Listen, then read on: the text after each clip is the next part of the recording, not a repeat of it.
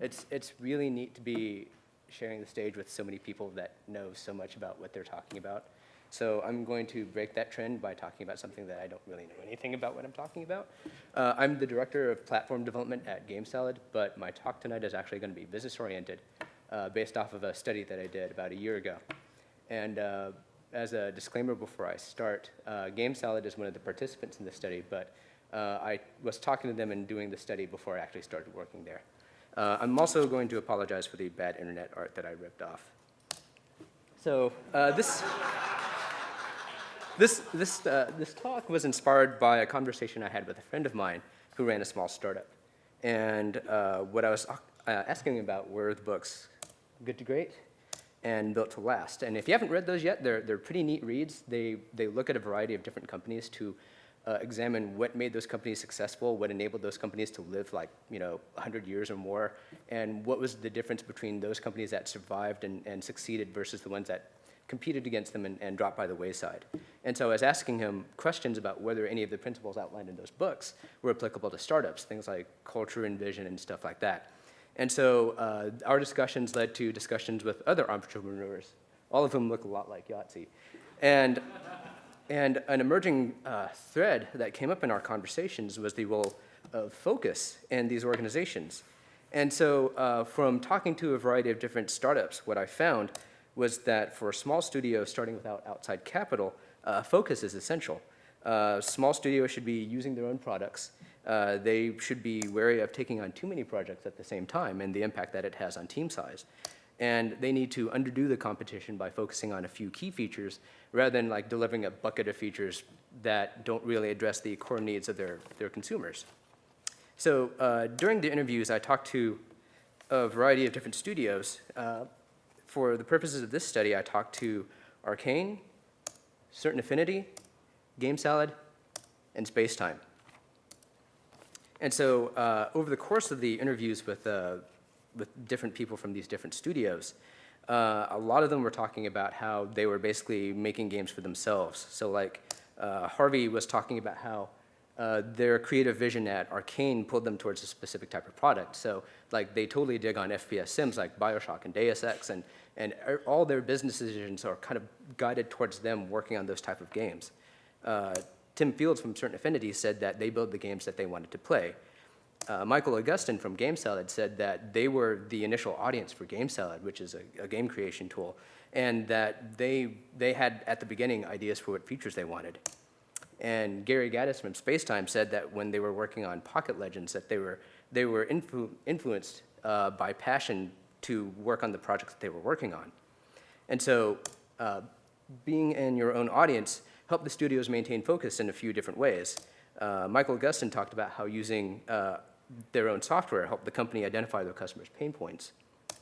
And Raf Colantonio said that maintaining a focus on the games they loved at Arcane helped them establish a reputation, which led to companies wanting to work with them because of their dedication to FPS sims back when they were an independent studio. Studios also talked about the number of projects and teams within a studio and how each of the studios had challenges when they were expanding beyond one project. So Tan Tran, also of GameSalad, said that when working on multiple projects, the team became really resource constrained, and how GameSalad needed to balance the features they could provide one set of customers to the features they could provide to other customers. And Raf Colantonio said that Arcane's biggest challenge was learning how to balance resources from one project to another. Harvey also added that the bureaucratic overhead needed to support multiple projects could lead to conflicting visions from top management and other studios. So this could also lead to turf wars and managers within a company vying over resources. But the strongest common thread was a tight focus on feature sets. So in the book, A Good Hard Kick in the Ass, Rob Adams writes that startups should focus on reaching the market quickly rather than trying to ship the killer product. And basically what getting to market quickly does for you is it helps you establish a toehold in the market.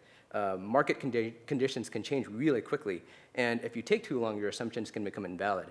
And shipping with a minimum feature set helps studios allocate their vital, precious resources to greater effect. So going back to Gary, he said that starting with the core foundational experience at Pocket Legends they focused only on the features that contributed to the core mobile MMO experience. And Harvey said that when they looked through their projects, they were trying to find features that weren't essential to the project's vision to let them determine what was really important. And in the case of the example he was talking about, they were trying to figure out how to winnow down a level because they had a lot of tech constraints, they had some design constraints, and they were trying to figure out what to do. The tech seemed like it was going to be really expensive to implement, and they basically boiled down the level that they were working on and realized that a lot of the tech and a lot of the design challenges that they needed just really kind of boiled away because it wasn't essential to the level they were working on. So going back to Tan Tran from GameSalad, he said that his best decision, the company's best decision, was to release GameSalad with a minimal feature set because launching early helped GameSalad define a position in the marketplace. So now I can go back to my friend and provide him some more information. I can tell him about how startups, successful startups serve their own audience. They're wary of rampant growth and how it affects their team size. And narrowing the scope of their projects helps them reach the market more quickly. So the reason why all of this matters is that small studios have finite time. They don't have the time to conduct focus tests. If you can understand your audience, it'll be easier for you to make quick decisions on what will help your audience the most. At my current company, I also work on iPhone games on the side. But as an iPhone game developer, I can understand and prioritize features that our customers really want the most. Small studios, especially self-funded studios, have finite resources. So you don't have the luxury to split your forces when it's so vital for you to focus on the problems at hand.